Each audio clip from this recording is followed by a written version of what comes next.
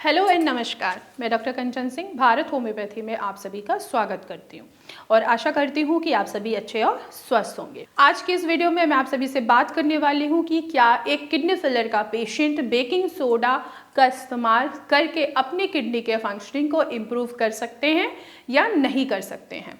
कैसे आखिर baking soda आपकी खराब हुई किडनी की फंक्शनिंग को इम्प्रूव कर सकते हैं और क्या खराब हुई किडनी को और भी ज़्यादा खराब होने से रोक सकते हैं।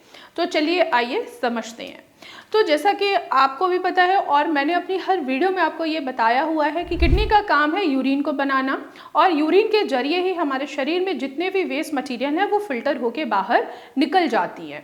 लेकिन यहाँ पे सिर्फ किडनी का काम इतना ही नहीं है, किडनी का एक और काम है, वो है हमारे शरीर से, हमारे बॉडी से एसिड को भी बाहर निकाल देना। अब ये एसिड कहाँ से बन रहा है? तो देखिए, हम कुछ भी खा रहे हैं, हम खाना खा रहे हैं तो खाना हमारा डाइजेस्ट होने के बाद ये एसिड में कन्वर्ट हो जाता है, एसिड बनता है, थोड़ा थोड़ा एसिड बनता रहता है। जब हमारी किडनी फंक्शनिंग पे होती है तो ये किडनी इसी को फिल्टर करके बाहर निकाल देती है, इसीलिए हमारा यूरिन कैसा होता है, एसिडिक नेचर का होता है।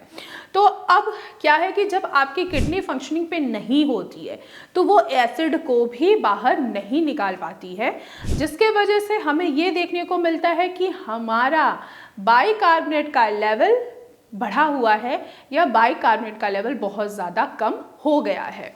तो इस कंडीशन को हम क्या कहते हैं? मेटाबॉलिक एसिडोसिस कहते हैं।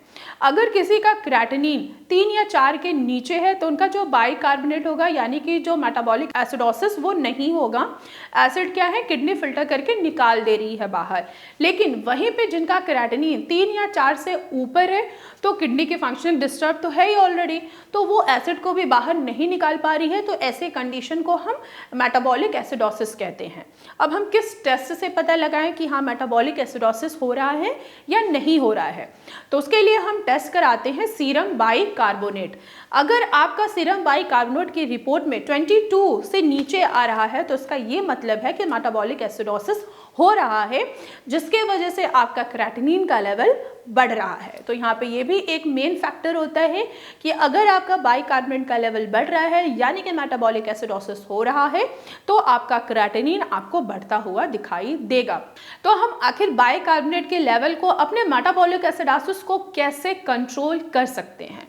कैसे कंट्रोल कर सकते हैं? तो हम नोडोसिस या सोबोसिस पेशेंट को सजेस्ट करते हैं, जिससे एटलीस्ट किडनी जो है वो एसिड को फिल्टर करती रहे, एक्स्ट्रा एसिड जो है वो इकट्ठा ना हो और किडनी अपने फंक्शनिंग को बना के रखे, बरकरार रखे, जिससे आपका क्रेटिनिन ना बढ़े। तो अब यहाँ पे एक सवाल आ रहा था कि क्या बेकिंग सोडा किडनी फेलियर का पेशेंट ले सकता है या नहीं ले सकता है? डायरेक्ट आपको बेकिंग सोडा नहीं लेना है। बेकिंग सोडा के मार्केट में टैबलेट्स आते हैं, जो कि मैंने अभी आपको पहले ही बोला है, नोडोसिस और सोबोसिस। ये डिपेंड करता है कि आखिर आपका क्रेटिनिन का वैल्यू क्या है, कितना ज़्यादा मेटाबॉलिक एसिडोसिस हुआ है, उसके बेसिस पे हम डोजेस को डिसाइड करते हैं और पेशेंट को सजेस्ट करते हैं। जब पेशेंट ये सोडियम बाइकार्बोनेट के टैबलेट्स लेते हैं तो पेशेंट का जो मेटाबॉलिक एसिडोसिस हो रहा है वो धीरे धीरे कम हो जाता है, बैलेंस हो जाता है और पेशेंट का क्रेटिनिन फिर नहीं बढ़ता है, जिसके वजह से किडनी के फंक्शन थोड़ी सी और इम्प्रूव हो जाती है। तो बेकिंग सोडा आपके क्रेटिनिन के फंक्शनिंग को इम्प्रूव भी कर सकता है और ख़राब हुई किडनी के फंक्शनिंग को वहाँ पे रोक भी सकता है कि और भी ज़्यादा आपकी किडनी ख़राब ना हो। तो डायरेक्ट आपको किचन में जाके बेकिंग सोडा नहीं लेना है, आपको सोडियम बाइकार्बोनेट के टैबलेट्स मिलते हैं जो आपके डॉक्टर सजेस्ट करते हैं। और मेरी ओपीडी में जितने भी पेशेंट आते हैं मैं उनको ज़रूर सजेस्ट करती हूँ कि आपको सोडियम बाइकार्बोनेट के टैबलेट्स लेने पड़ेंगे। क्यों? क्योंकि आपकी किडनी जो है वो फंक्शनिंग पे नहीं है, जिसकी वजह से मेटाबॉलिक एसिडोसिस हो रहा है और ये भी एक रीजन है जिसके वजह से आपके क्रेटिनिन जो है वो फ्लक्चुएट होते दिखते हैं। दूसरा आपको आइडेंटिफाई करना है प्रॉपर, अगर आपकी किडनी बीपी के वजह से डैमेज हुई है तो एटलीस्ट अपने बीपी को मैनेज कीजिए। अगर आपका बीपी कंट्रोल में नहीं होगा तो भी आपकी किडनी फंक्शनिंग पे वापस नहीं आ पाएगी और भी ज़्यादा उसकी फंक्शनिंग होती चली जाएगी। बेशक आपको बीपी को कंट्रोल करने के लिए 2-3 मेडिसिन लेनी पड़े, मुझे कोई प्रॉब्लम नहीं है, आपको भी प्रॉब्लम नहीं होनी चाहिए। क्यों नहीं होनी चाहिए? क्योंकि आप अगर बीपी के मेडिसिन नहीं लेंगे तो आप अपने बीपी को कंट्रोल नहीं कर पाएंगे। तो आपको 2-3 बीपी के मेडिसिन लेनी ज़रूर पड़ती है ताकि आपका ब्लड प्रेशर मैनेज रहे और आपका क्रेटिनिन जो वो भी ना बढ़े और किडनी के फंक्शनिंग बरकरार रहे। अगर आप शुगर के पेशेंट हैं तो शुगर के मेडिसिन प्रॉपर लीजिए। ऐसी चीज़ें नहीं खाइए जिससे आपका शुगर बढ़ सके, जैसे राइस है, आपको राइस नहीं खाना है। दूसरा, अगर देखा जाए बहुत सारे ऐसे किडनी के पेशेंट हैं जो पैक फूड खाते भी हैं, उनको मना करने के बाद भी वो खाते हैं, तली भुनी चीज़ें भी खाते हैं। ऐसी चीज़ें आपको नहीं खानी है जो आपकी किडनी के फंक्शनिंग को और भी बिगाड़ते हैं। विंटर आ रहा है, सर्दियाँ आ चुकी हैं और सर्दियों में सबसे ज़्यादा हरे पत्तेदार सब्जियाँ ही मिलती हैं।